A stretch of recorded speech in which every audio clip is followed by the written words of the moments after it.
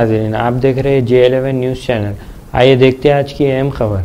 तेलंगाना रियासत की सियासत में सनसनी पैदा करने वाले 10 कांग्रेस एमएलएस की मीटिंग के बाद जड़चल्ला एमएलए अनिरुद्ध रेड्डी ने पहली बार मीडिया से बात करते हुए वाजे किया कि इनकी लड़ाई गरीबों के लिए है और सी और एसटी की ज़मीनों के लिए है।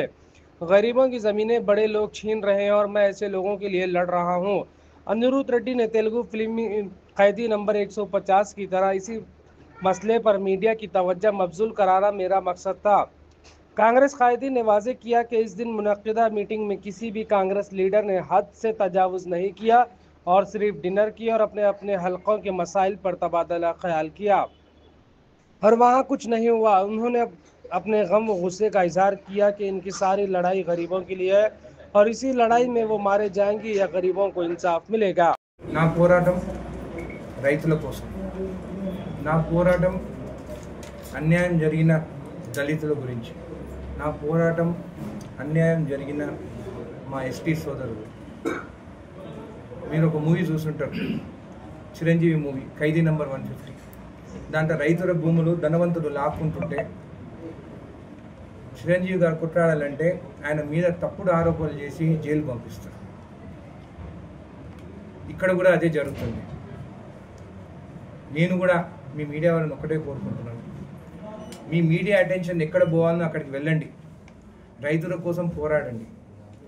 నేను కూడా ఆ మూవీలో ఎట్లయితే జరిగిందో ఆయన ఆ రోజు వాటర్ ట్యాంక్లో కూర్చొని మీడియా వస్తే అప్పుడు బయటికి ఆ ఇష్యూ అనేది బయటికి వచ్చింది. ఎందుకంటే కొంతమంది ధనవంతులు కావాలని మీడియాకి రాకుండా, అది కాకుండా మిమ్మల్ని కూడా కొంతమంది బెదిరిస్తారు. కాబట్టి ఎవరికి భయపడకుండా ఆ ఎస్టీ సోదరులకి న్యాయం జరిగేటట్టు మీకు నాకన్నా బాగా మీకే తెలుసు అది ఎక్కడ ఏం జరుగుతున్నది. ఖచ్చితంగా మిమ్మల్ని అందరిని ఒకటే కోరుకుంటున్నాను, వాళ్ళ కోసము న్యాయం కోసము మీడియా వాళ్ళు వాళ్ళకి సపోర్ట్ చేయండి. నా గురించి కాదు వాళ్ళ గురించి కొట్టాడని చెప్పి మీకు తెలియజేస్తాను. ధన్యవాదాలు.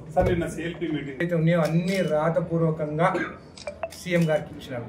ఖచ్చితంగా సీఎం గారు దానిపైన ఎంక్వైరీ వేస్తారు, అవన్నీ బయటికి వస్తాయి, అందరికీ న్యాయం చేస్తారని తెలియజేస్తారు. మీరు మీటింగ్ పెట్టడం వల్ల ప్రధాన ఉద్దేశం సార్ 10 మంది ఎమ్మెల్యేలు కలిసి మీటింగ్ మాట్లాడారు కదా, సిఎల్పి మీటింగ్ లో దాని గురించి ఏమైనా డిస్కషన్ జరిగిందా? మీటింగ్ ఏముంది, ఆ రోజు మేము పెట్టుకున్నది బిర్యానీ తిన్నాము, దాంతో మటన్ కర్రీ చెప్పుకున్నాము, ఒక స్వీట్ తిన్నాము, అందరూ ఎవరింటికి వాళ్ళు పోయినారు. అంటే మాకు నమ్మకం ఉన్నది, మన లేక మన పాలమూరు నుండి మనకు సీఎం అయినారు, ఆయనకి అండగా మేము అందరం ఉన్నాము. ఇక్కడ ఎవరు గీత దాటలేదు, ఎవరు కాన్స్టిట్యూన్సీ ఇష్యూ గురించి వాళ్ళు మాట్లాడుతున్నారు. నా కాన్స్టిట్యూన్సీ ఇష్యూ కూడా నాకు ఉన్నది. ఉదండపూర్ రైతులకి న్యాయం జరగలేదు. కొన్ని ఇన్ఫ్రా కంపెనీస్ కి బీఆర్ఎస్ గవర్నమెంట్ లా ఇన్ఫ్రా కంపెనీస్ కి పైసలు పెంచుతున్నారు కానీ రైతులకి పైసలు పెంచలేదు, రైతులకి ఇవ్వలేదు. నా పోరాటం అది. ఉదండపూర్ వాసులకి నేను ముందు కూడా చెప్తాను, ఇప్పుడు కూడా చెప్తాను, వాళ్ళ కోసం పోరాడుతాను. ఎట్లయితే ఇన్ఫ్రా కంపెనీస్ కి రేట్లు పెంచుతారో అట్లనే రైతులకు కూడా పెంచాల్సిందే. రాష్ట్రంలో ఎక్కడ జరుగుతుందో మీరు ఒకసారి చూడండి.